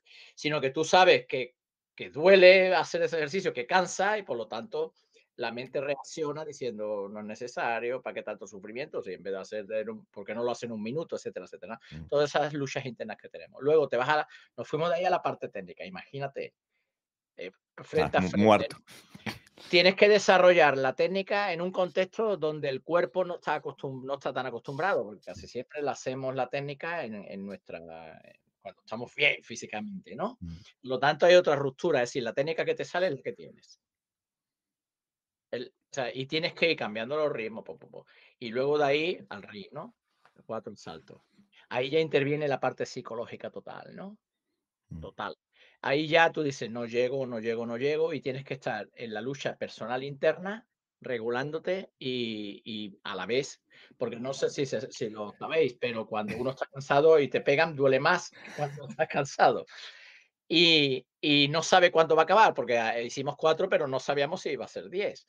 Por lo tanto, este juego, ¿no? De construir estos 3 elementos, lo físico, los técnicos y lo psicológico, en una habilidad solo se puede conseguir no quedándote solamente en tus atributos, ¿no? En lo que yo sé hacer. Yo puedo hacer, en vez de hacer 4, hago 4 saquitos, en vez de hacer técnica cuando estoy cansado, estoy bien, lo hago y disfruto, y hago mis ejercicios de siempre, que me mantengo más o menos en forma, ¿no? Y cuando me voy con la idea de que he trabajado, cuando en realidad te estás debilitando, ¿no? Con el tiempo. Sí, y también puede ser algo de que te venga natural. Por ejemplo, yo tengo este alumno, Lars, vos lo conocés, Ujú. que mide 2,5 m, 2,6 m, un monstruo de alto, de grandote. Entonces, ¿cuál es su mayor recurso? Su recurso más instintivo, la fuerza. Bueno, Seguro que el hombre es un camión, digo, es un tractor. eh, Entonces yo siempre le pregunto, pero Lars, ¿vos viniste acá a aprender a pegar fuerte o a pegar bien? Digo, porque a pegar fuerte ya pegás fuerte. No, andate, chao, ya te recibiste. Digo, ya sabes pegar fuerte, no necesitas entrenar un día para aprender a pegar fuerte. Eh, Tiene la mano como la tapa de un water, ¿viste? Es una cosa así. no, y cuando jugábamos a fútbol con él no lo movíamos, ¿te Y acuerdas? claro, es que rebotabas. Eh, él dice siempre que un verdadero hombre tiene que pesar más de 100 kilos. Este, en broma, ¿no? Digo,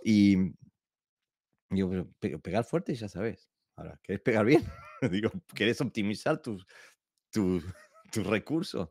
Eh, entonces, tiene que salir de la fuerza, ¿no? Entonces, es importante ser esto está todo concatenado. Hay que evaluarse constantemente y conjugar los elementos físicos, técnicos y Sí, psicológicos y de la esa mejor manera, ¿no? y ese punto anterior, ¿no? De desarrollo de una mentalidad de crecimiento. O sea, yo hago esto porque sé que me va a ayudar a crecer y no lo hago por el amor a ese masoquismo, ¿no? Que a veces tenemos los deportistas, ¿no? Del sufrimiento por el sufrimiento, ¿no? Exactamente. O de que el karate es para El soportar karate es el lo karate que insoportable. hay que sufrir, o sea, si el trabajo no es consciente y si quiere ya pasamos al siguiente punto, si Mm. no tiene unos objetivos definidos, entonces todo es caótico, cualquier cosa que haga. Bueno, pero vamos a hablar porque el punto número 9 es tener claro los objetivos. Vamos a definir qué queremos decir con tener claro los objetivos. Claro. Tírate al agua, Pepe. Bueno, en mi caso ya lo hemos hablado, ¿no? Yo es conseguir la maestría, o sea, yo soy un enamorado de las artes marciales y creo que es una fuente de conocimiento increíble que me puede llegar a un desarrollo, a todos los niveles eh, bastante alto en comparación con otro, no sé, otras actividades, ¿no? Entonces, en mi caso, el objetivo es, en el caso del karate, es el karate funcional, donde lo trabajamos a través de los katas y entonces todo va enfocado a través de esos elementos, ¿no? O sea, todo aquello que se sale de esos parámetros me va alejando de alguna manera de esa realidad que yo busco. Claro, porque yo muchas veces cuando hablo con Si, gente si yo me voy a la playa, pues yo voy a llevar un tipo de ropa, un tipo de calzado, ¿no? Etcétera, etcétera, ¿no? Pero si me voy a la montaña, pues como los objetivos varían, pues entonces todas las herramientas que yo voy a usar para ir a la montaña no pueden ser las mismas que de la playa, ¿no?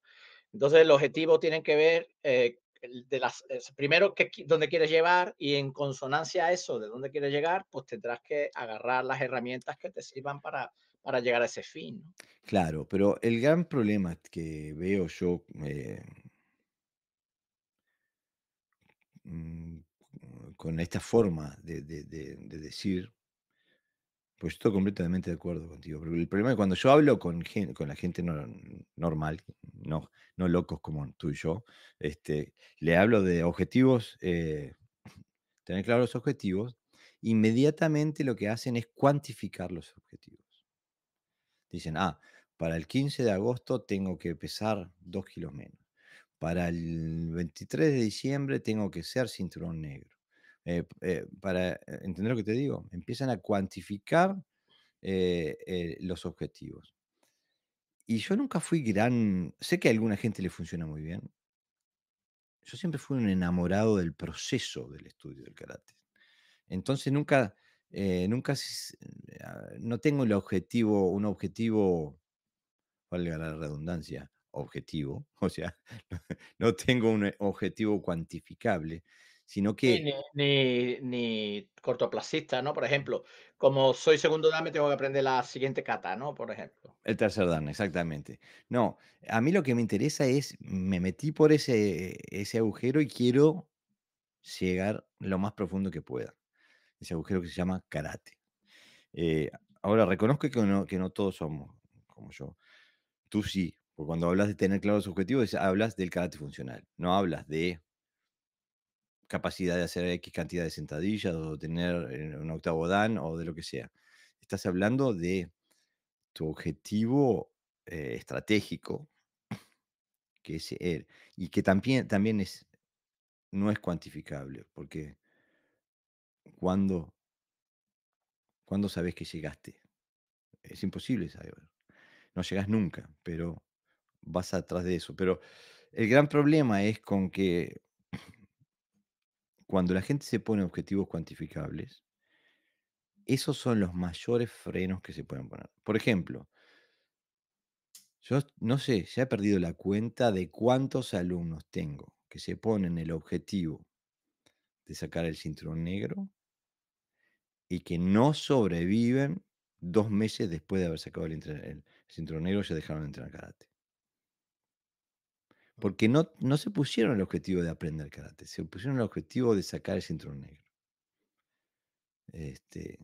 Como un tema de estatus, o no sé por qué, pero se trata de tener claro los objetivos.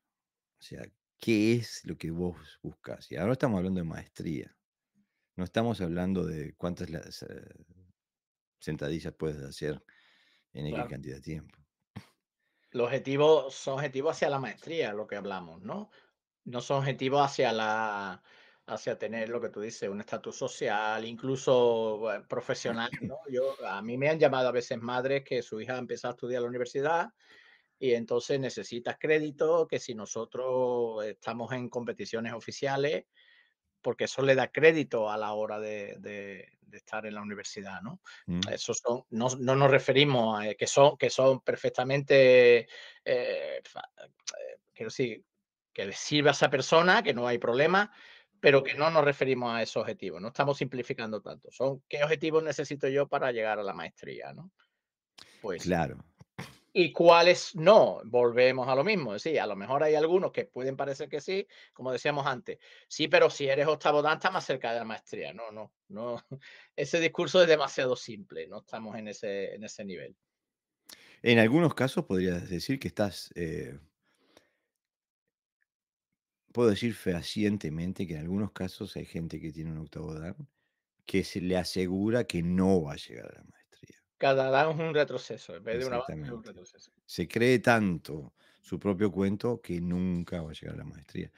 Pero esto que acabamos de decir, de tenerlos claros, los objetivos, en la definición que dio Pepe, ¿no? O sea, el objetivo de la maestría, de cómo llegar a la maestría, de cómo se busca la maestría. Entonces, el el punto número 10 tiene sentido. Si hubiéramos hablado de tener objetivos cuantificados, el punto número 10 no hubiera tenido sentido. Pero recuerden que estamos hablando del objetivo de llegar a la maestría, del objetivo de llegar lo más profundo en este camino. Entonces, el punto número 10 es mantener la motivación intrínseca, disfrutar del proceso. Porque eso es lo que nos va a hacer llegar. Si a nosotros el proceso es lo que nos nutre, no los resultados, pero el Mm. proceso es lo que nos nutre, es, digo, es como, es un espiral positivo, ¿no? Porque cada vez que vamos al dojo recibimos más energía, que cada vez que vamos al dojo más, digo, eh, se va, se va creciendo, es como un vortex de. En cambio, la gente que no disfruta el proceso, cada vez que van al dojo les merma energía, ¿no? Yo a los niños en mi dojo les digo, el karate es un banco a la inversa. Si ustedes van al banco y sacan plata, tienen menos plata en el banco. Pero el karate no. El karate, cuanto más energía le vas metiendo, vas usando ahí adentro, más tenés. Es como que vos vas y le das uno y el karate te devuelve dos, ¿no? Este, Claro, y, el sedentarismo emocional es casi peor que el sedentarismo físico, ¿no? mm, ¿Por qué? Porque te anula ya, eso te anula, porque el sedentarismo físico, en el momento que empiezas a moverte, bueno, el cuerpo se activa, ¿no? Pero la mente hay que vigilarla siempre. Entonces, claro, para mí, por ejemplo, los mayores triunfos que yo he tenido dentro de la práctica es haber ido a practicar. mm, Más allá de que ese día haya salido con más conocimiento, menos conocimiento, haya salido con mejores sensaciones o peores sensaciones. A veces sale uno muy cansado, ¿no? De la práctica, ¿no? Pero el hecho de haber ido, o sea, de haberme mantenido en la vía, ¿no? Para mí mantenerse en la vía es practicar. No, no es que yo dé clase y tenga libros de vez en cuando y hablo con la gente de karate. Para mí la vía es personal. Es decir, si yo estoy practicando, estoy en la vía, y si estoy con karate en mi casa sentado y no he ido a practicar, me he salido de la vía, ¿no?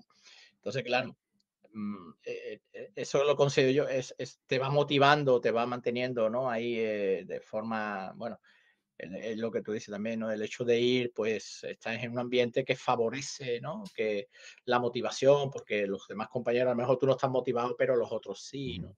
Y entonces te aprovechas un poquito del grupo o ellos de ti. mm, Siempre aprendes algo, siempre, siempre, por muy poco que pueda parecer, puedes aprender algo. Pero bueno, ya te digo, lo de aprender o no, eso ya digamos que forma parte de lo natural, de la práctica, ¿no? Porque no lo sabemos todo. Pero el hecho de decir, voy a practicar. Yo estoy ahora yendo en verano a las 5 de la tarde a practicar, 1 hora y media. Eso en agosto, en julio, ahora ya agosto en Sevilla, significa entrenar en el desierto, quiero decir, de una calor, pero a mí me compensa.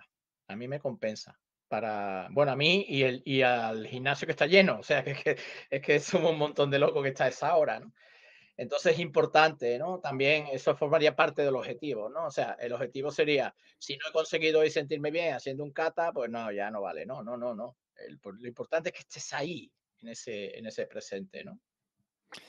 claro, pero hay dos elementos que quiero resaltar de lo que acabas de decir, Pepe, porque me encanta el término sedentarismo emocional.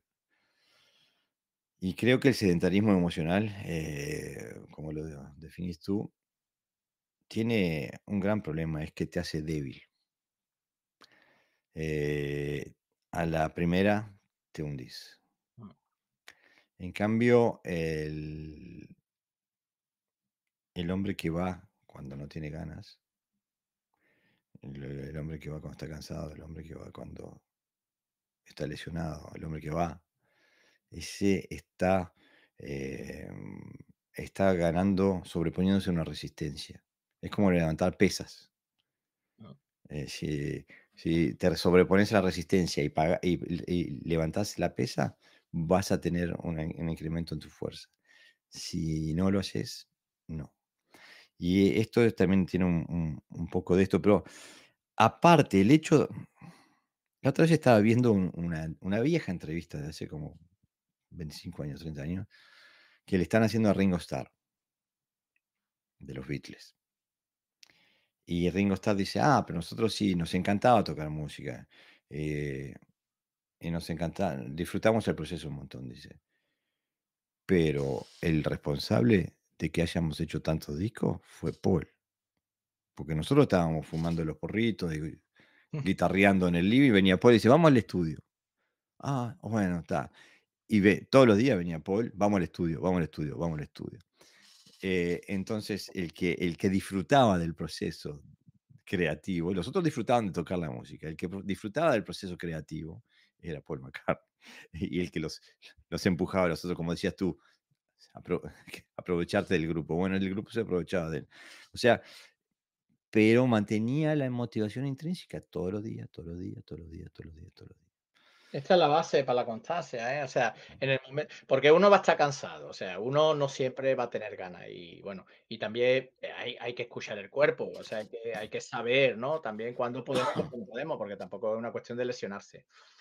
Pero pero tenemos que aprender a diferenciar, tenemos que ser conscientes cuándo pertenece al mundo corporal, digamos, al mundo de lo que nosotros decimos necesito descansar, y cuando ha calado más adentro y, y entonces estás debilitándote porque ha pasado al terreno emocional, no psicológico, ¿no? Es que en el plano psicológico aparece a través de la justificación, Claro. cualquiera que sea, incluso lícita, a veces somos auténticos genios en buscar Mm, justificaciones. Si fuéramos igual de genios en conseguir habilidades marciales, estaríamos más, más cerca del camino.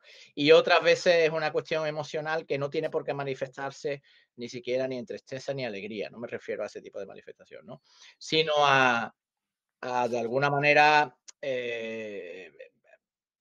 existe la ley de la inercia, igual que algo se activa, algo se desactiva, bueno, ¿no? mira, Entonces, ya estamos con media cabeza dentro del próximo punto, que es el el próximo punto. establecimiento de hábitos y rutinas, ¿no? La Exactamente, constancia es ¿no? la clave, ¿no? La constancia es la clave. Entonces, a veces también hay que saber, dónde somos débiles y dónde somos fuertes. A lo mejor somos fuertes físicamente, pero a lo mejor emocionalmente no lo somos tanto, ¿no? O al revés, somos emocionalmente fuertes, como en mi caso, y físicamente un poquito menor, ¿no? Entonces, esa ley de compensación siempre hay que tenerla en cuenta. Entonces, debemos aprender también a tener esas habilidades. Eso forma parte de la maestría, es decir, usar esas habilidades a favor, hacia nosotros. Entonces, cuando necesito de una herramienta, la uso, que puede ser la física, y cuando necesito de otra herramienta, que puede ser la psicológica o la emocional, pues también tengo que aprender a usarlas, ¿no? Claro. Por ejemplo, eso de lo que dijiste de las justificaciones es típico. Donde uno empieza, si empezás a tirar del hilito de la justificación, sabes que cuando terminaste de desenredar toda la madeja, te, eh, te autoderrotaste. Eh, yo por eso he creado estrategias. Yo tengo, por ejemplo, un par de días, 3 días de la semana donde tengo que salir de mi casa a las 6 de la mañana y sé que no vuelvo hasta las 9 de la noche. Porque como trabajo en otra ciudad, entre ir a trabajar, después de ahí directamente al dojo, dar 3 clases de eso, ¡pam! Se me fue el día. Entonces, si yo abro los ojos y miro hacia adelante, digo: "Ah, no, no, no, no, no quiero saber nada con la vida". Entonces, no, abro los ojos, lo que hago es que me tiro una ducha. Salgo de la ducha, lo que hago es meterme una taza de café y termino la taza de café, me meto en el auto y me voy. Mm. Porque no me puedo poner a pensar de lo que viene, porque te derrotas a vos mismo. Entonces, Sí, porque la mente no entiende de derrotas pequeñas o grandes. no, Para la mente es una derrota y punto. exactamente. Entonces hay que manejar la mente. Si uno reconoce patrones, bueno, romperlos o crear otros patrones. El establecimiento de hábitos y rutinas. Mm. Hay muchas veces que uno va a hacer lo que tiene que hacer porque es lo que tiene que hacer. Porque es el hábito de hacer lo que tiene que hacer. Eh, Tengo que ir al dojo. ¿Pero por qué no te quedas? No, no, pero es que tengo que ir al dojo. Claro, yo, por ejemplo, como tengo el hábito de práctica por la mañana, de 7 días a la semana, posiblemente 6 me levante ya con ganas de practicar y uno no. Y ese día que practico es por hábito, quiero decir, que es por haber entonces, te crea una inercia, ¿no? Que es importante, ¿no? El hábito te crea una inercia y te crea una necesidad también. Entonces, por ejemplo, hoy hablando con un compañero decíamos: "Ojalá", tenemos un proyecto ahora de entrenamiento, ¿no? Él es judoka y vamos a hacer un estudio sobre cómo aplicar el judo al karate, ¿no? O sea, algunas aplicaciones, algunas proyecciones al karate funcional, ¿no? Entonces, él me decía, qué bueno, ¿no? Que todavía estamos con proyectos, ¿no? Mm, Con la edad que tenemos. Los dos tenemos 60 años, ¿no? Somos compañeros de hace muchos años. Y yo decía, no, yo me siento afortunado porque cuando me levanto quiero practicar, ¿no? La mayoría de la gente se levanta y no sabe qué hacer con su vida, ¿no? claro. Y eso no es casualidad, no es que yo sea un privilegiado y entonces Dios me ha tocado, no, no, es que eso es hábito, es que llevo toda la vida haciéndolo, ¿no? Entonces ahora estoy recogiendo también los frutos de De todo ese años de tiempo, práctica, de años de inversión en una dirección, ¿no? claro, justamente.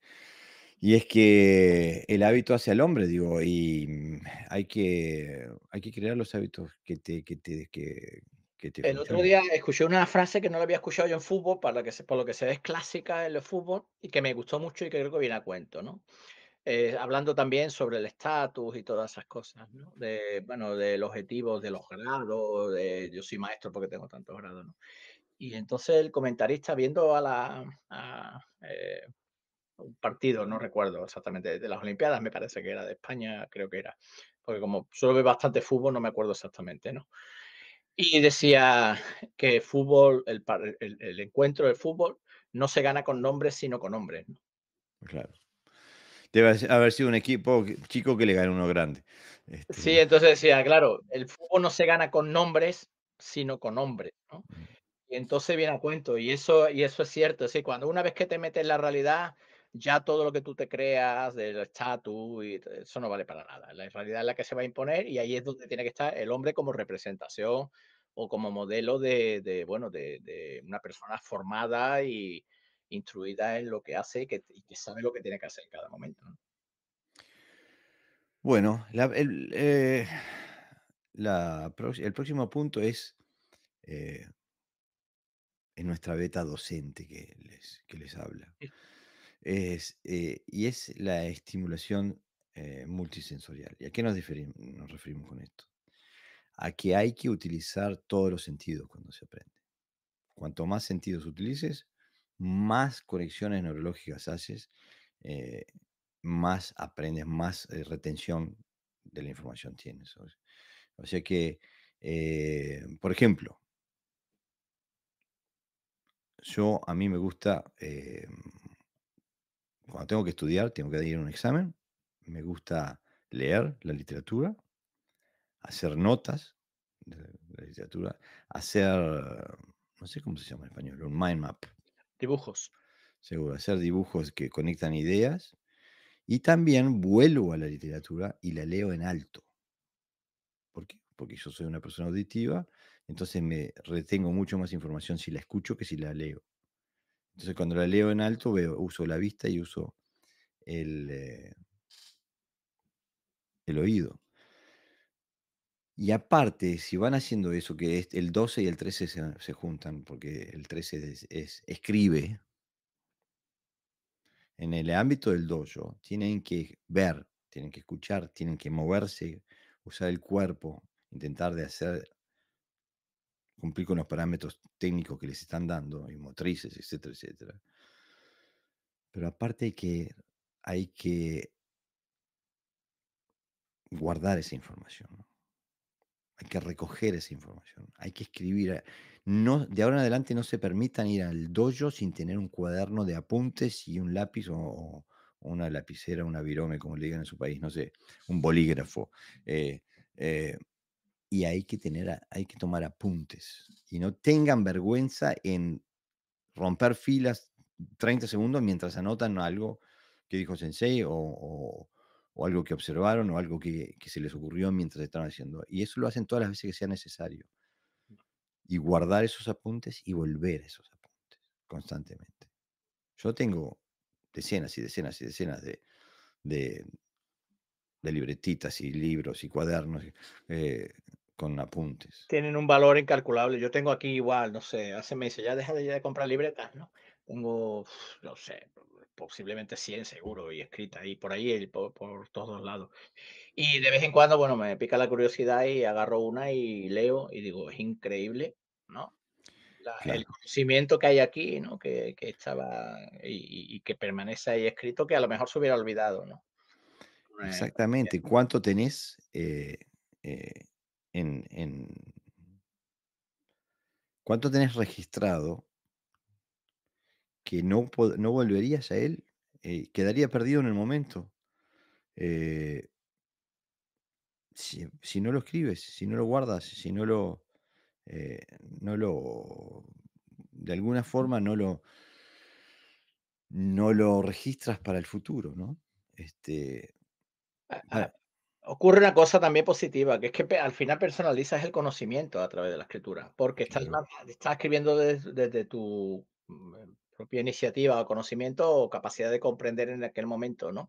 Daros cuenta que lo que vamos a escribir está en un contexto determinado, ¿no? Que los contextos pueden cambiar, pero cuando el conocimiento es útil, varía poco en el tiempo, ¿no? O sea, suele mantenerse, digamos, ¿no?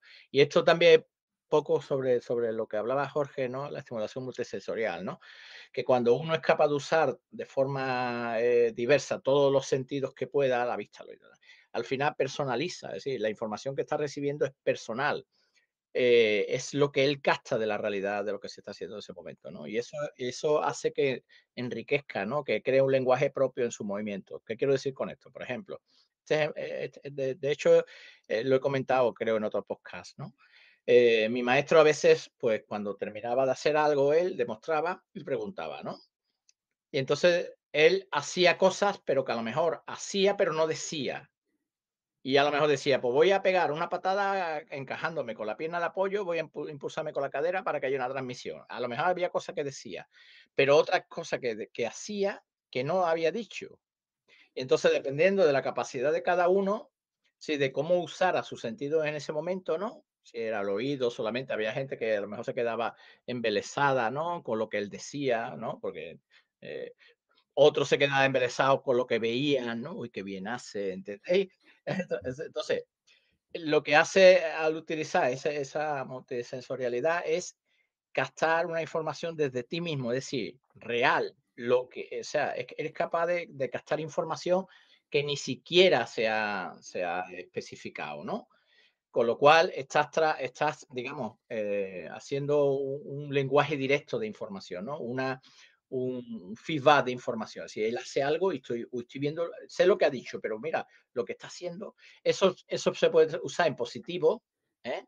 Es decir, fíjate, lo que dice es lo que hace, ¿no? Y otras veces te da la capacidad para discernir. Está diciendo una cosa, pero está haciendo otra, ¿no? Con lo cual, es también una manera bueno, de objetivizar todo lo que haces y todo lo que ves para convertirlo también en una fuente de crecimiento, ¿no? Que no te creas todo lo que ves, sino que perciba a través de un desarrollo de los sentidos, ¿no? claro, y para volver a la escritura, también el hecho de formular lo que vas a escribir, te obliga, ese proceso te eleva a un nivel cognitivo superior porque tienes que encontrar palabras propias Claro, la escritura es para poder. personal. Fijaros si es personal que cuando Jorge y yo nos intercambiamos lo que vamos a trabajar en el podcast, estamos prácticamente diciendo lo mismo, pero cada uno escribe de una Con manera. palabras diferentes, sí. Y es lo mismo, y después cuando lo desarrollamos, sí, porque muchas veces preguntamos, Jorge, ¿qué quiere decir? O Pepe, ¿qué quiere decir? Sí, vale. O sea, que al final no deja de ser un lenguaje personal, ¿no? Claro. Pero el mismo proceso de escribir te lleva crea Mm. ese proceso de cognitivo superior. O sea que escriban. Y otra ventaja, otro beneficio del escribir es volver a leer. Porque hay dos ventajas con volver a leer. Por ejemplo, que pase un año y uno vuelva a esos apuntes, o que pasen 10 y uno vuelve a esos apuntes. En primer lugar, te das cuenta dónde estaba tu mente, tu desarrollo, tu nivel de desarrollo en el momento de escribir. Pero en segundo, te das cuenta que escribiste cosas de las cuales no eras consciente en ese momento. ahí había más información en tus propias palabras, había más información de la que vos te creías. Mm. Ahora con la información ya conquistada, la puedes encontrar en esas palabras, pero tú no eras consciente en el momento de escribirlo. Eh, Así que hay mucho para Claro, la mente se va educando igual que el paladar, ¿no? exactamente. Entonces, a medida que refinas el paladar, pues sientes más sabores, eres capaz de captar más sabores, igual que pasa con el oído, y con la mente pasa lo mismo. A medida que te desarrollas, ¿no? Que tienes mayor conciencia, pues la información es más permeable, ¿no? A la mente. Bueno, el punto número 14 dice, fomentar un entorno de aprendizaje positivo. Otros practicantes, otros sensei. Y Esto, esto suena muy, muy, muy, muy bien, pero esto es un balde eh, puede crear cada problema, cada problema, cada problema. Pero bueno, crear un entorno de aprendizaje positivo, ¿no? Eh, hacerte con gente, ¿no? Que te haga mejorar y que no te mantenga siempre en la superficie o te incluso te impida, ¿no? Mejorar, ¿no? En pos de ideales, de objetivos que a lo mejor no tienen nada que ver contigo y simplemente que se perpetúan en el tiempo. Entonces, mucha gente va a los dojos porque se siente a gusto, ¿eh? Es otra forma también cómoda de actuar dentro del mundo de las artes marciales. Pero nosotros vamos más allá. Nosotros no nos referimos a un ambiente positivo desde el punto de vista que nadie te insulta en el dojo, ¿no? Solamente, o sea, faltaría más encima, ¿no? Sino que te ayuden a crecer. claro, y aparte hay que ser, hay que ser inteligente, hay que rodearse de gente que, eh, bueno, una táctica que uso también en mi vida laboral, me rodeo de gente que tenga las fortalezas que a mí me faltan. O sea, y en el karate también me acuerdo durante muchos años, tenía un gran amigo que entrenaba conmigo en el dojo y él era estupendamente bien pateando, muy bueno pateando, muy bueno pateando. Yo siempre fui técnicamente ahí correcto, pero no especialmente efectivo, me falta explosividad en las técnicas de pierna. Pero me hizo un especialista en barridos. Y él sabía, al final él pateaba contra todo el mundo menos contra mí, porque decía, no, si levanto una pierna me barre. Este, o me barre la de soporte o me barre la otra cuando la voy a apoyar. Pero digo, pude profundizar en esas técnicas, en esas tácticas, gracias a la habilidad de mi amigo. Si él no hubiera tenido esa habilidad, yo no hubiera desarrollado este tipo de habilidades. Yo tampoco. O sea que hay que rodearse de gente que te haga crecer. Otros practicantes y también, y esto es infeccioso, me parece, en algunas cosas, porque o es un área infectada, porque hasta el día de hoy yo qué sé, hace unos meses nomás, la JKA salió con un comunicado internacional prohibiéndole a sus miembros ir a participar a- al entrenamiento de un sensei japonés que había sido también de la JKA, pero que ahora, bueno, evidentemente han tenido sus diferencias, yo qué sé, prohibiéndole ir a participar a entrenamientos con esa persona. Y entonces es donde uno dice, bueno, hay mucha gente que no los quiero llamar sensei porque no se merecen el epíteto, ¿no? Pero hay mucha gente que son entrenadores y que se sienten amenazados, defraudados, yo qué sé, no sé, porque sus alumnos entrenan con otra gente. A mí no me mueve lo más mínimo. Incluso yo hay alumnos que depende de lo que ellos estén buscando, le digo, mira, eso no te lo puedo dar yo, pero aquel te lo puede dar. Entonces, entran con él, entran conmigo. Digo, nosotros hemos tenido alumnos en común sin ningún problema. O sea, me parece que hay que ser bastante inseguro de su propia habilidad y de su propia capacidad como instructor y también bastante mezquino, ¿no? De poner sus necesidades emocionales personales antes que las necesidades del alumno, ¿no? Porque está clarísimo, como vos decías hoy, Pepe, que nosotros no podemos ser maestros en todo. porque no somos especialistas en todo. Si fuéramos especialistas en todo, seríamos generalistas totales. Y es una imposibilidad. Entonces, si el alumno busca en un área donde nosotros no somos especialistas, lo único sincero que cabe hacer es decirle, yo no lo sé, pero él lo sabe. Y eso se hacía en el karate clásico, en Okinawa, la gente de Matsumura y y yo qué sé, y Matsumora y Arakaki y Kokenki, toda esa gente, se pasaban alumnos constantemente, porque se trataba de la habilidad que se tenía y la información que se podía transmitir, y no de otra cosa, ¿no? Sí, pero ahí ya el sensei deja de serlo, ¿no? Ya debe ser transmisor de conocimiento y se convierte en un líder de una organización, porque Seguro. muchos de estos maestros que prohíben ir para conseguir la maestría, conseguir saber todo lo que pueda, que se lo prohíben a sus alumnos, han hecho previamente, han ido a cursos con otros maestros. Ellos han ido donde han creído que estaba el mejor, pues es donde han aparecido, ¿no? A mí personalmente que, eh, para que uno dentro de su práctica, sepa todo lo que pueda, tiene que irse con aquella gente que sabe más que tú en alguna materia, evidentemente. Y luego eso no contrarresta nada que tu propio trabajo personal. Todo lo contrario, siempre se puede aprender, ¿no? Y después, si no ves que no es lo que busca, pues no hay más. O sea, que sí que no te obliga a nada, es como una comida. Tú pides un plato, lo pruebas y si no te gusta no lo vuelves a pedir.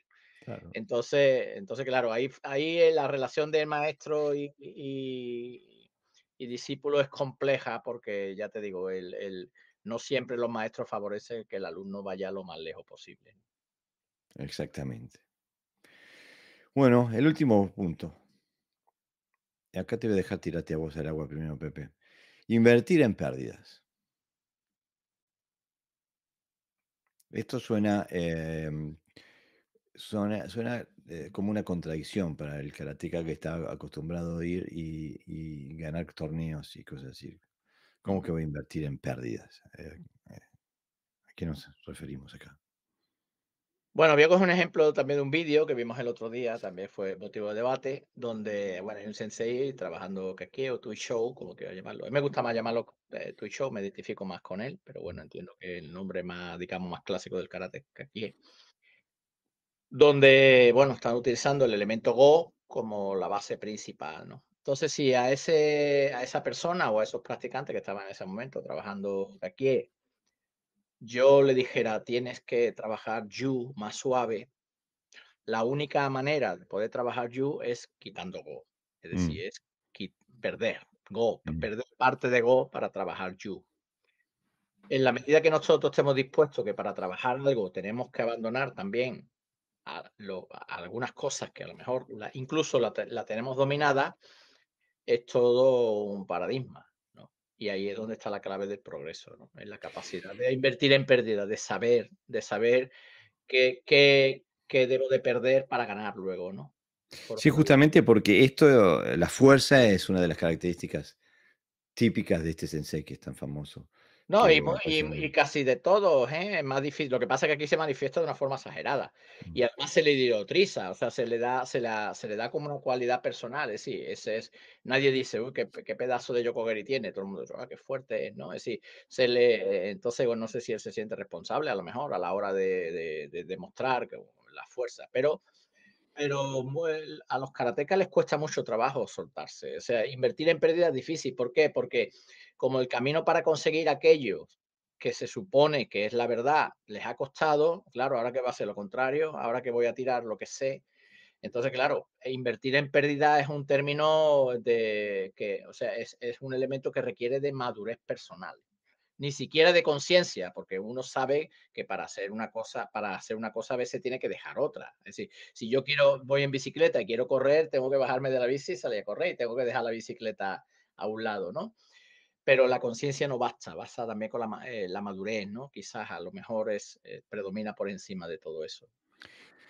claro, pero por ejemplo, es que esta simple frase, em, penetra un montón de áreas, porque desde el punto de vista técnico, en el karate estamos enamorados de la contracción, por ejemplo. Contracción y velocidad, contracción y velocidad, contracción y velocidad. Es el Bueno, yo he escuchado que una de las características principales que el karate a otro sensei de mucho nombre, es poner en un vídeo suyo, decía: "Al karate se le conoce fácilmente por su explosividad, ¿no? Por su fuerza". bueno, y bueno, ¿Recuerdas, no, el vídeo que ambos vimos? O exactamente. sea, que ese es que es un atributo propio del karate, ¿no? Y bueno, pero el gran problema es que, nosotros, bueno, eh, como me decía mi sensei antes, estás, aplastando una uva con una masa.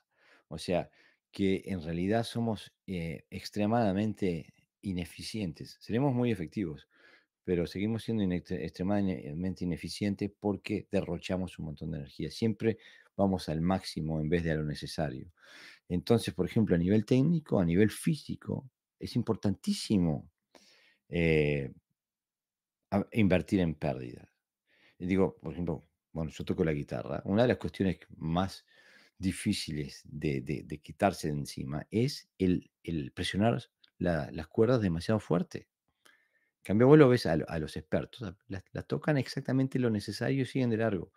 En cambio, si las apretás demasiado fuerte, te trancás, perdés velocidad. Y bueno, eso pasa también a nivel físico, que tenés que ir a aquello en lo cual no es tu fortaleza, tenés que abandonar lo que es tu fuerza, tu zona de confort, tenés que ir ahí donde sos débil, pero también a nivel social. A veces tienes que salir de un dojo porque no te da lo que estás buscando y perdés amigos, perdés amistades, perdés graduaciones, perdés títulos, perdés lo que sea. A veces, si tenés la valentía para hacerlo, ¿no? Em, a veces tienes que tomar decisiones de vida, priorizar tu carácter, priorizar un, un proyecto económico, por ejemplo. Tienes que invertir, claro. Claro. Pero entonces, Yo estuve haciendo un proyecto de empresa hace unos años y cuando lo hicimos, lo tengo por ahí, incluso nos presentamos a un concurso a la Junta de Andalucía y estuvimos, y nos dieron un certificado por el proyecto que hice y en proyecto empresarial, personal, ¿no? Me refiero. Y nos encontramos que los 2 primeros años íbamos a perder. ujú, Si todo iba bien, a partir del segundo año es cuando íbamos a empezar a ganar algo. ¿Y quién está dispuesto a eso? Claro, es complicado. claro, pero incluso, ¿quién está dispuesto? Yo sé quién está dispuesto, pero le pregunto a la audiencia, ¿quién está dispuesto a decir, no, voy a invertir mi tiempo y energía en el dojo y no voy a perseguir esta posibilidad económica para ganar más dinero? Es que si estás buscando la maestría, digo, Van Gogh se murió muerto de hambre, no vendió un cuadro, una pintura en su vida, pero perseguía la maestría. Entonces, La mayoría tienen mecenas, ¿no? exactamente. O la mayoría pinta lo que vende. Pero este hombre tenía una visión y nunca renegó de esa visión. Y se murió pobre sin haber vendido un cuadro en su vida. Sí, pero esos ya son extremos exagerados que sabemos que se requiere de una gran valentía y de, bueno, de ver el mundo desde una visión más amplia, ¿no? De la que nos imponen, ¿no? Pero después hay, digamos, partes intermedias donde una persona, por tal de no perder la secretaría de una organización o ir a examinar los domingos dentro ser parte del jurado de Mm. una federación, asociación, como quieras llamarlo, permanecen y O no perder aunque los grados que tienen. para no perder ni una pizca de estatus, ¿no? Y prefiere no invertir en pérdida porque, bueno, ahí es más fácil. Pero que sea más fácil no significa que sea mejor, A obviamente. eso me refiero. Ahora, si quieres conseguir la maestría, este es uno de los pasos importantes. Uno tiene que estar dispuesto a, para que el barco no se hunda, es a tirar todos los objetos de valor que tengan, ¿no? Por mucho que parezcan que tienen valor, hay algo mucho más importante siempre. Claro, exactamente. Entonces hay que, por eso vuelvo a uno de los puntos del principio de tener claros los objetivos, ¿no? O sea, y después tus elecciones tienen que ir en pos de esos objetivos. Lo que pasa es que nosotros cuantificamos todo, ¿no? Si, si sos karateca, es cuántas medallas ganaste, en qué campeonato, digo, o cuántos danes tenés. Y en realidad no, esa es habilidad. ¿Cuántos danes tenía Matsumura? Cero, ¿no? Y nadie se pregunta. Bueno, yo quiero tener lo que tenía Matsumura. El resto no me interesa.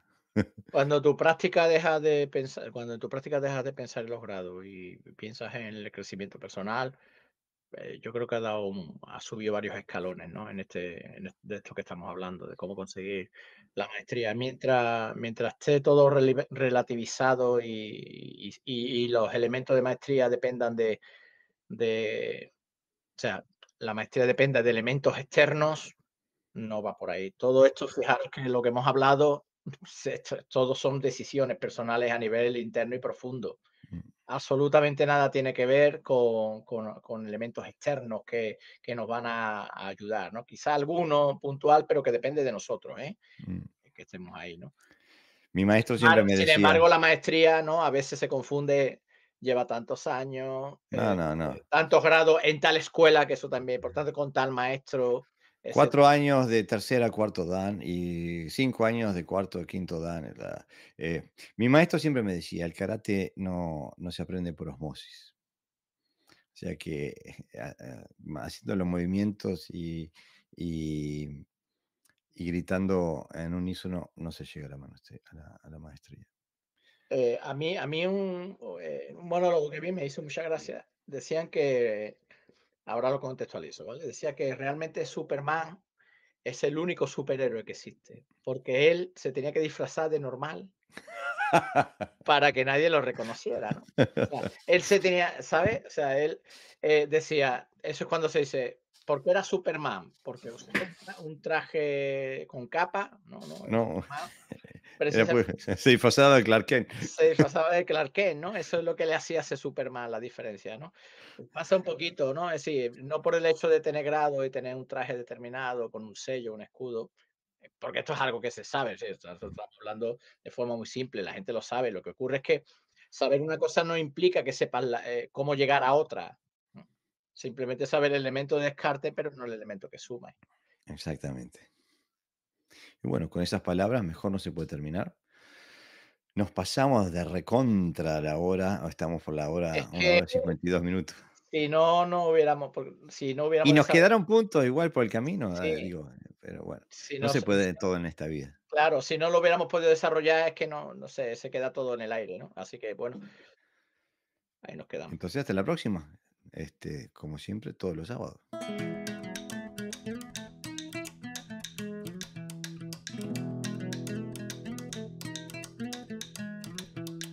Esto ha sido todo por hoy.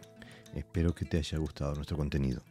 Te recuerdo que nos puedes seguir por nuestras plataformas de podcast como Evox, Spotify, Apple Podcasts, Google Podcasts, etc. También puedes seguirnos por nuestra página web, que es karatefuncional.com, donde también puedes encontrar diverso material técnico y conceptual sobre el karate funcional.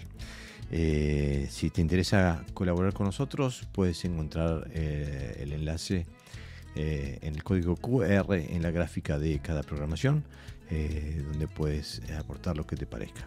Desde ya te damos las gracias y hasta la próxima.